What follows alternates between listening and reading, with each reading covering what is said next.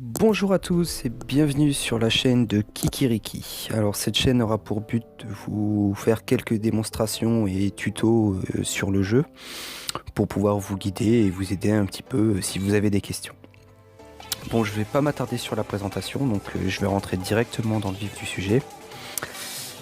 Pour cette première vidéo, j'ai donc décidé de vous faire une petite présentation assez rapide de toutes les classes du jeu. Donc il faut prendre en compte que donc il y a 7 classes de base et dans chacune de ces 7 classes, il y a 7 classes supérieures. Je ne vous ferai pas le descriptif de toutes les classes parce que ça prendrait vraiment du temps et pour cette première vidéo, c'est pas le but. Celle-là, c'est vraiment pour vous montrer les différentes classes. Bon, on va commencer par voleur. Donc c'est une classe que j'affectionne tout particulièrement, donc on envoie le gameplay là. Donc c'est une classe qui est assez rapide, qui peut se jouer à distance comme au corps à corps.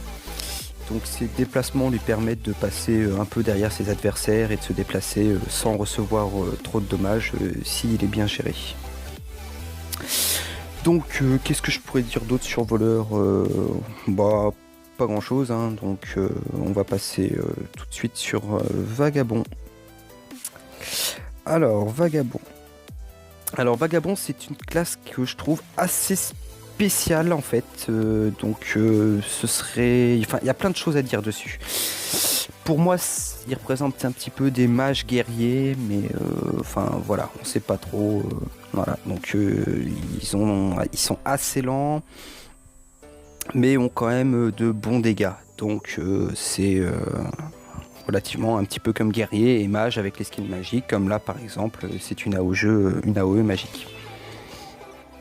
Donc je vais pas pouvoir vous dire grand chose d'autre, si à part qu'ils peuvent buff et debuff un petit peu, comme là son skill sommeil. Je sais qu'ils ont aussi un skill pour empêcher le stun. Donc voilà.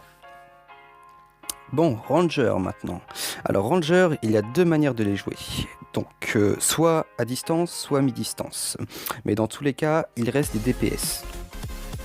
Donc à distance, donc purement de la distance, il faut être à l'arc. Donc ils utilisent les skills archers qui ont vraiment une distance assez grande par rapport aux skills au gun. Donc on pourrait presque multiplier la distance par 2 par rapport à l'arc et au gun. Donc oui, toutes les deux des classes DPS, hein. Bon, je devrais dire que le gun par contre doit faire un petit peu plus de dommages que l'arc. Mais après ça ne se joue pas pareil. Alors les magiciens. Bah magicien, hein, il n'y a pas grand chose à dire dessus, hein, à part qu'ils utilisent de la magie, hein, tout est dit dans le nom, hein, voilà, des grosses AOE, des gros dégâts, enfin les mages comme on les aime quoi. Je vous laisse un petit peu regarder ce gameplay là, enfin les skills magiques, c'est plutôt pas mal, j'aime bien.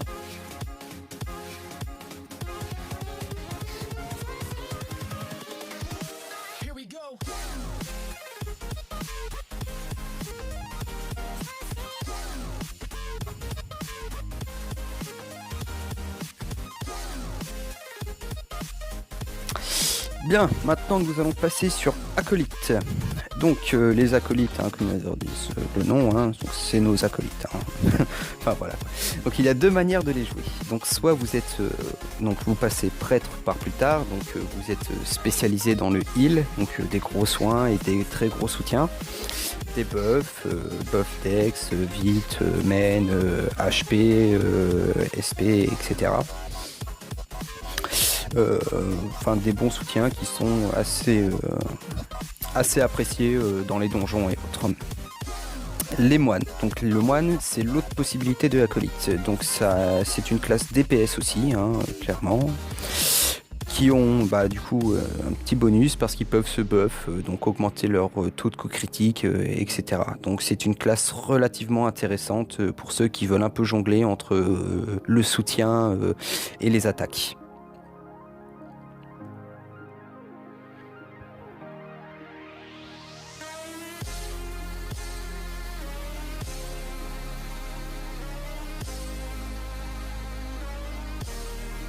Guerriers. Alors les guerriers, donc il y a deux manières de jouer guerrier. Alors les guerriers, vous pouvez les jouer soit en DPS, enfin tank DPS, mais pas des DPS très impressionnants, soit war à deux mains, comme ici présent. Donc là c'est plus gros tank et gros dégâts, hein. J'en connais qui montent à plus de 16 000 HP, donc vous vous doutez bien, c'est les premières lignes tout simplement. On aime bien se planquer derrière eux quand on est dans la merde.